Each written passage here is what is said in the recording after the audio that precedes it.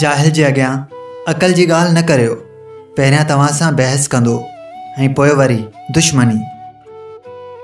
गॾु हलण वारा ज़रूरी न आहे त दोस्त हुजनि, अक्सर मुफ़ाद परस्त ऐं मुनाफ़िक़ बि हूंदा आहिनि।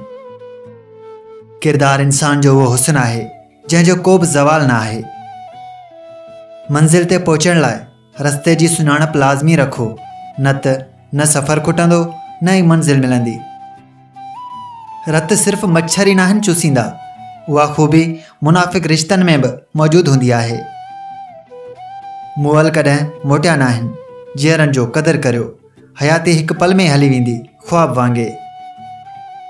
इंसान जॾहिं गुनाह जो इरादो कंदो आहे त अॻियां पुठियां साॼे ऐं खाॿे पासे चङी तरह ॾिसंदो आहे, बसि सिर्फ़ मथे नथो ॾिसे जिते रब पाक जी ज़ात खां कुझु बि लिकियलु नाहे हूंदो। वक़्त इंसान जे बदिलजण में देरि न लॻंदी आहे। सच लिखणु ऐं सच खे बर्दाश्त करणु ॾाढो ॾुखियो कमु आहे। हज़रत अली शेर ख़ुदा फरमायो, हर शइ टोड़े छॾियो जेका इंसान ठाही आहे, पर इंसान जी दिलि कॾहिं न टोड़ियो जंहिंखे ख़ुदा ठाहियो आहे। जिते इज़त जी ज़िंदगी मिली न सघे उते हक़ जी ख़ातिर शहीद थी वञो। इल्म जो न हुजणु ख़ौफ़ जी अलामत आहे। बेख़ौफ़ रहण लाइ इल्मु ज़रूरी आहे।